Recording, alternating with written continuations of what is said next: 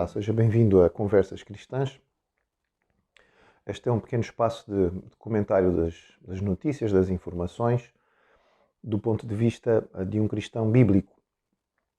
E, naturalmente, nós estamos cercados de informações de algo que não esperávamos para, digamos, o século XXI, que é guerra na Europa, guerra ainda naquilo que é o sentido normalmente chamado de guerra convencional, ou seja, não nuclear, mas pronto, guerra no terreno com invasão concreta de tropas de um país a um país vizinho.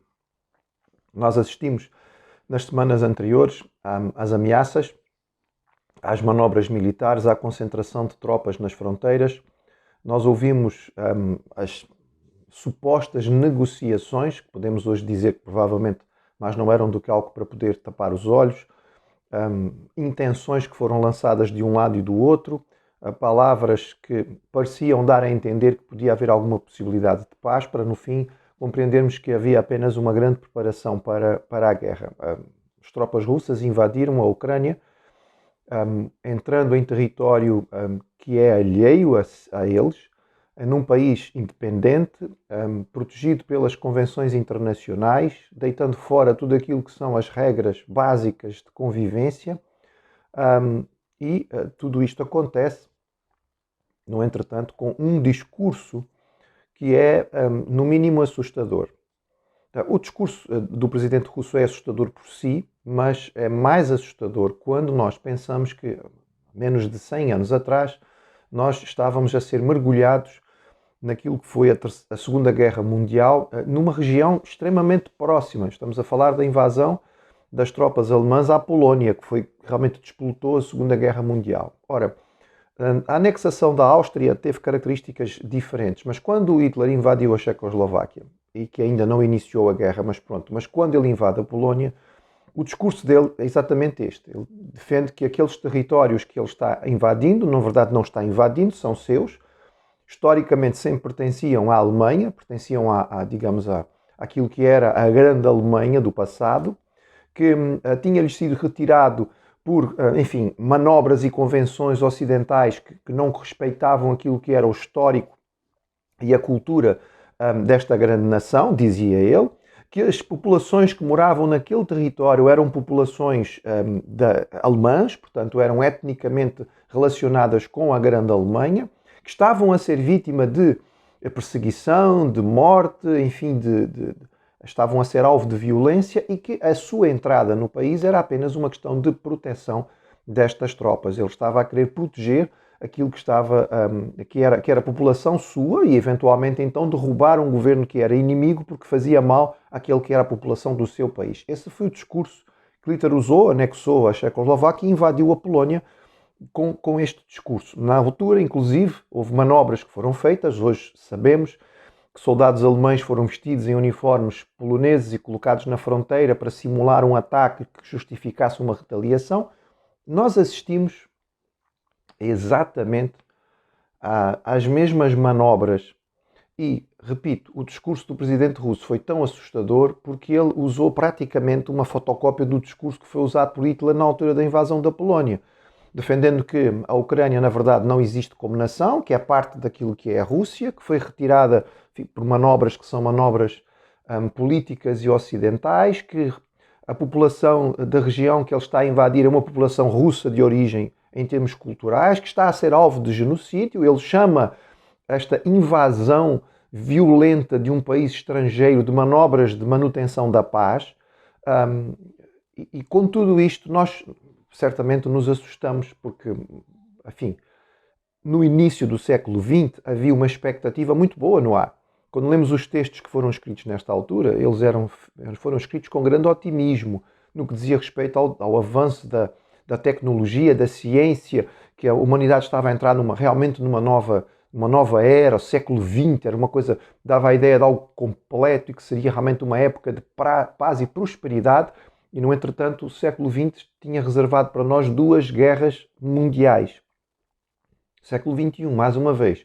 Iniciamos o ano com uma perspectiva de que estamos muito evoluídos, estamos muito avançados, a tecnologia está muito à frente, que o homem está realmente muito acima do que aquilo que era o passado e olhamos para até mesmo o século XX com um ar de uma certa condescendência. Coitadinhos, eles ainda viviam desta maneira. E, no entretanto, no início deste século, nós estamos a viver outra vez aquilo que aconteceu no início do século XX. O século XX, com todo o seu orgulho, começa com uma pandemia, a gripe espanhola, e com uma guerra mundial que, passado pouco tempo, dá origem a uma segunda. Nós estamos no início ainda do século XXI, estamos ainda a enfrentar uma pandemia e estamos diante de um cenário de guerra na Europa que pode, com alguma facilidade, tornar-se algo bastante grave. Lição clara e óbvia disto tudo é que o homem não aprende. É que nós não aprendemos com os nossos erros, temos muita dificuldade em perceber as nossas próprias falhas. Nós temos sempre capacidade para perceber o erro do outro, apontar aquilo que o outro fez que não devia ter feito, a maneira que falou que não devia ter falado, a atitude ou a posição que tomou que foi errada. Isso nós temos muita facilidade em fazer. Olhar para as nossas próprias falhas, perceber aonde é que nós erramos e corrigir, reconhecer os nossos erros e então assumir a responsabilidade por aquilo que fizemos de errado, isso é muito difícil. Porque isto implica em ir contra aquilo que é básico no ser humano devido à sua natureza pecadora, que é o nosso orgulho, a nossa arrogância, a nossa tendência para achar que o nosso relato dos eventos é sempre o correto. O nosso ponto de vista é o certo. Quando a própria ideia de ponto de vista significa que eu estou a ver de um ponto, apenas de um ponto, e há 360 graus para ver. E certamente haverá muitos outros pontos e que terão uma perspectiva diferente daquilo que está a acontecer. A nossa capacidade de convivência depende de sermos capazes de colocarmos-nos no ponto de vista do outro. Mas aqui, essencialmente, o que nós queremos recordar e lembrar é que a única solução para a humanidade, para o homem individualmente, também para o coletivo, como numa situação como esta que estamos a viver, é o reconhecimento dos próprios erros, é a aceitação das próprias falhas. A Bíblia nos diz que o caminho para o homem recuperar a sua estabilidade, para poder viver em paz interior, é ele voltar a estar em ligação com Deus. Através do nosso pecado nós ficamos separados dele e não há outra maneira de nós voltarmos a esta estabilidade se nós não voltarmos a Deus. E nós não vamos conseguir fazer isso pelo nosso próprio esforço pessoal. Não será através do cumprimento rigoroso, por melhor que seja, de uma prática religiosa, seja ela qual for, que nos vai fazer voltar a Deus. Nenhuma igreja salva. A Bíblia diz de forma muito clara que há apenas um Salvador. Há um mediador entre Deus e os homens, é Jesus.